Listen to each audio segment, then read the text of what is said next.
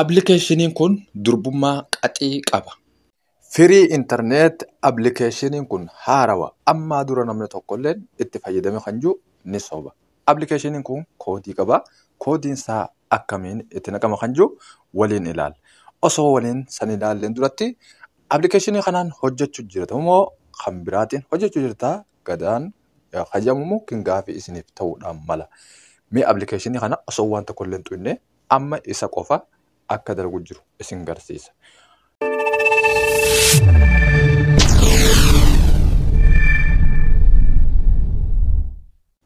Assalaamu alaykum warahmatullahi wabarakatuh. Ashama harka fuune jirra jirtu isinin jecha hordoftoonni kabajamoo viidiyootan hamma xumuraatti yoo ilaaltan appilikeeshinii kanarraa ni fayyadamtan. Warri istiisiilleen akkasuma ni fayyadamu. Moobaayilii qofaatu hin jirre malee waan biraa guututti dalaga.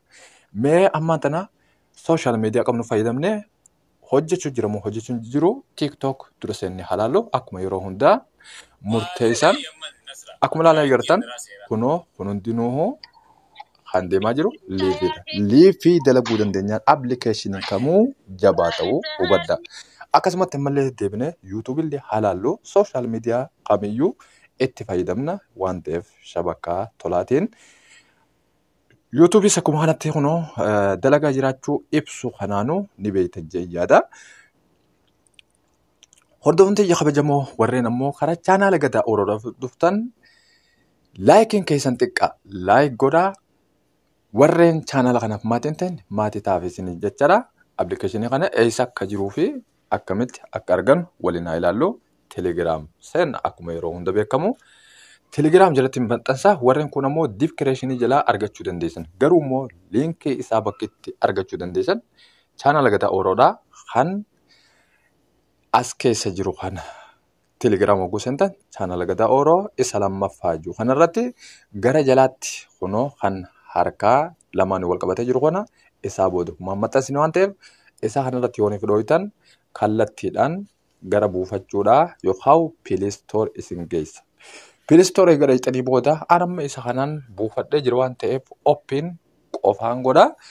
Ammoo isin hogguu dura buufattan instaal hogguu jettan bakka koodii isiniif fida. Bakka koodiidhaa kana akkam gootan kan jiruu fi lakkoofsa itti naqxan qabdan. Inni kun ammaaf maal irratti hojjechuu jira? Zeen afuraffaadha. Mee haa dhaamsinu? Dhaamsinee serverii isaa keessoo haa laallu. Garuu immoo koodiin isaa hafee jira. Koodii isaa isiniin garsiisa waan ta'eef jecha. Amma serveriin isaa kan duraa kanaa atoo select serverii kan gubbaarra dhiiftanii ammoo zeen isa afuraffaarratti dalagaa. Keessoon isaa bifa kanaan jira. Fakkeenyaaf amma istiisiin bifa kanaan jira. Moobaayiliin irraa gadiin isaa 25 akkasumallee zeen kan firii ni argitanii jawwiin yeroo hundaa'u firiidha. Warreen jawwii qabdan yeroo hunda itti fayyadamuu dandeessanii. Dabalatee immoo inni kun wanni inni qabu istiisiidha. Firii akka dalagu istiisii firii irratti dalagaa. An ammaaf zeenumaan isin garsiisa. Zeeniin keessaa qaba zeeniif moobaayiliin qaba waan ta'eef isuma irratti hin deebisa.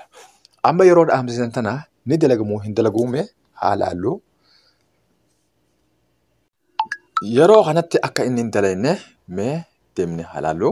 Fakkeenyaaf sooshaal miidiyaa reefuun tana itti fayyadamu jirru ni dalagamoo hin dalagu jennee yeroo takkaaf cheekkoon haa deemnu. Amma liivii reefuun tana akka dalagu jiru walii galee jira.